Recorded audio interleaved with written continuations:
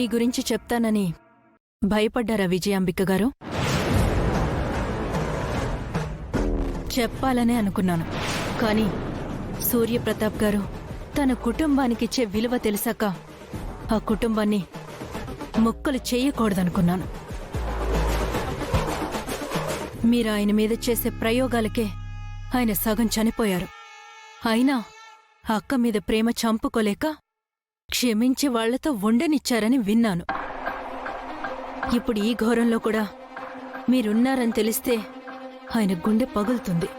అందుకే మీ గురించి చెప్పలేదు. ఇక నుంచైనా బుద్ధిగా ఉండండి. మంచి వాళ్లకి చెడు చేయాలనుకుంటే ఏం జరుగుతుందో నన్ను చూసి తెలుసుకోండి. ఇంకో విషయం, నా కొడుకు మీ దగ్గరున్నాడు కదా, నేనింటికెళ్లేలోపు నా కొడుకు నా ఇంటి దగ్గరుండాలి. ఉంటాడు రాధిక, ఉంటాడు. నువ్వెళ్ళు, మేము పంపించేస్తాం.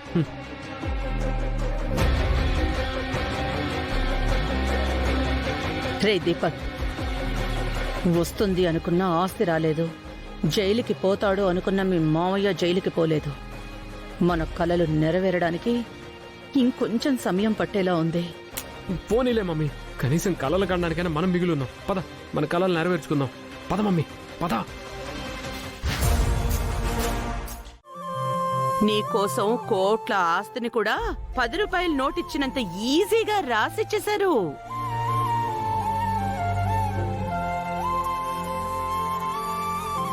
అప్పటికి నేను వారిస్తూనే ఉన్నాను, అయినా వాళ్ళు వినలేదు. నువ్వంటే నాకు మాత్రమే పిచ్చి ప్రేమ అనుకున్నాను, కానీ నిన్నే తెలిసింది నాలాగే చంద్ర, రూప కూడా నిన్ను ప్రేమిస్తున్నారని.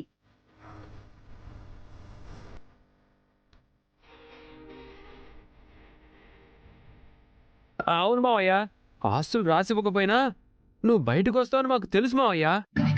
నీ మంచి మనసుకి మంచి కాకపోతే చెడు జరుగుతుందా మావయ్య? అస్సలు జరగదు మావయ్య.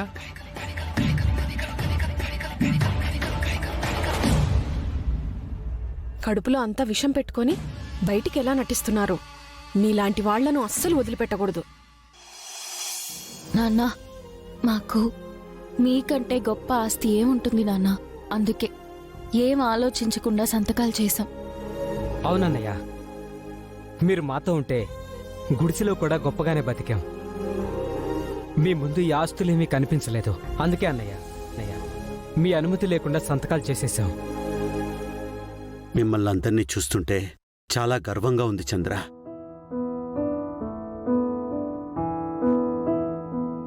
పోలీస్ స్టేషన్లో ఉన్న ప్రతి క్షణం నేను ఆలోచించింది, ఆశించింది ఒక్కటే. నేను తప్పు చేశానని ఈ ప్రపంచమంతా నమ్మినా నా కుటుంబం నమ్మకపోతే చాలు అనుకున్నాను. మీరు నన్ను నమ్మారు, ఇది చాలు ఈ జన్మకే. మీలాంటి కుటుంబంలో నేనున్నందుకు నేను నిజంగా అదృష్టంగా భావిస్తున్నాను.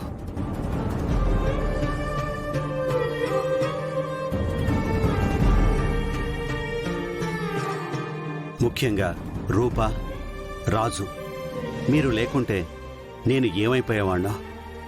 చావు ఎదురైన ప్రతిసారి నాకు పునర్జన్మను ప్రసాదిస్తున్న నా అమ్మా నాన్నలరా మీరు.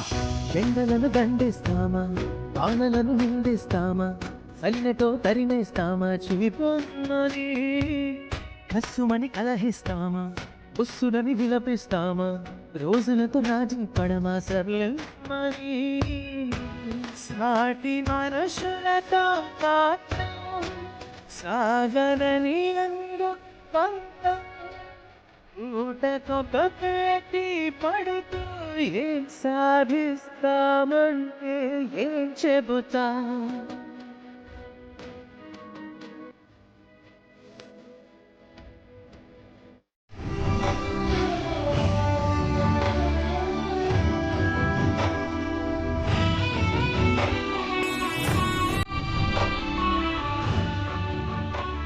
రూపా, ఏమైంది? రాజు ఇక్కడ ఉండడం నీకు ఇష్టం లేదా?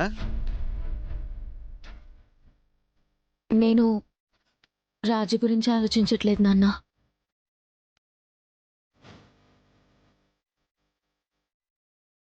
మరి ఇంకేం ఆలోచిస్తున్నావమ్మా? నువ్వెప్పటినుంచో కోరుకున్న కోరిక నెరవేరుతుంటే అలా డల్గా ఉన్నావెందుకు?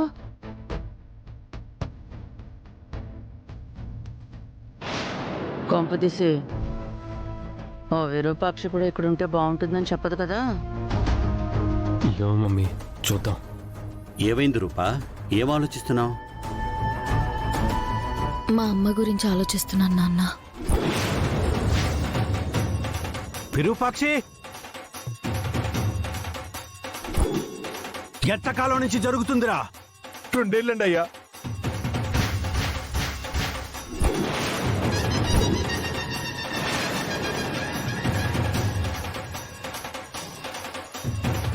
పోయింది. ఈ ఇంట్లో ఉన్న ఆనందం అంతా ఆవిరైపోయింది. ఇప్పుడే కదా రూపా మీ నాన్న కళ్ళల్లో ఆనంద భాష్పాలు చూసాం. ఇంతలోనే ఆ కళ్ళల్లో కోపాన్ని నింపాలా? మా అమ్మ గురించి మాట్లాడాల్సిన సందర్భం వచ్చింది కాబట్టి మాట్లాడుతున్నాను. మీరు కాస్త నోరు మూసుకుంటే మంచిదత్తయ్యా.